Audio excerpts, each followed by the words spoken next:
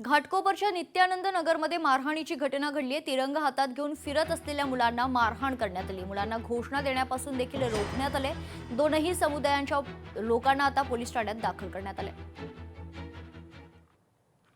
घाटकोपर पश्चिम नित्यानंद नगर येथे लहान मुलांनी आज 26 जानेवारी निमित्त तिरंगा यात्रा काढली व तिथून फिरत होती। पण तिथे काय मुस्लिम घर आहेत, तिथे तेथील काही लोकांनी हरकत घेतली, बोंबाबोंब केली, अडचणी उभा केल्या। मुंबई शहरात अशा प्रकारची घटना होत असताना पोलिसांनी बघ्याची भूमिका घेणं ही अत्यंत दुर्दैवी बात आहे। मी हा कार्यक्रम संपल्यानंतर घाटकोपर येथे जाणार आहेत। ज्यांनी तिरंगा यात्रा रोखली त्यांच्यावर गुन्हे दाखल झालेच पाहिजे।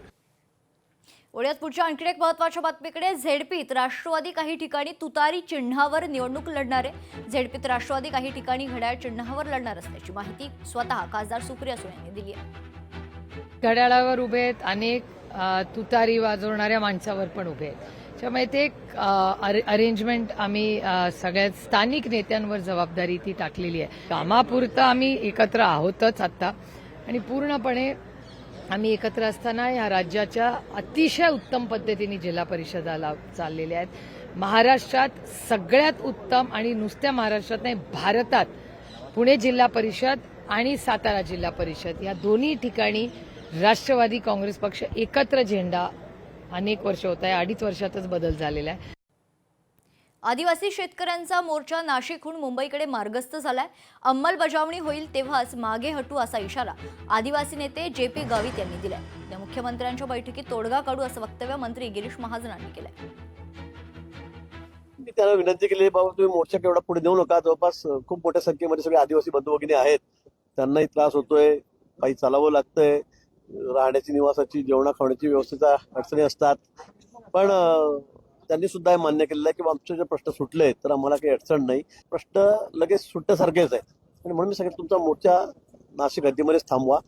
उद्या कॅबिनेट आहे, आपले प्रश्न वन खात्याचे आहेत, आपले प्रश्न आदिवासी खात्याचे आहेत, शिक्षण खात्याशी संबंधित आहेत, माझ्या इरिगेशन खात्याशी संबंधित आहेत। त्याचे प्रधान सचिव त्यापासून आपण बैठक करू आणि सगळे प्रश्न त्या ठिकाणी मार्गी लावू म्हणून त्यांनी ते मान्य केलेलं आहे। तोडगा अद्यापर्यंत आम्हाला पाहिजे तसं काही निघालेलं नाही, परंतु गिरीश महाजन साहेबांनी सांगितलं त्या मागण्या पूर्ण करण्याचा प्रयत्न करू अशा प्रकारचं आश्वासन आता आम्हाला दिलेलं आहे।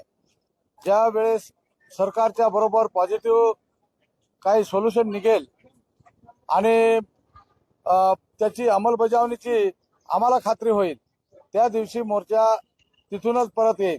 पेशाच्या काही योजना आहेत त्या योजनांची अंमलबजावणी होत नाही, सगळ्याच गोष्टी आजच्या मोर्चामध्ये एकूण आम्ही घेतलेल्या आहेत।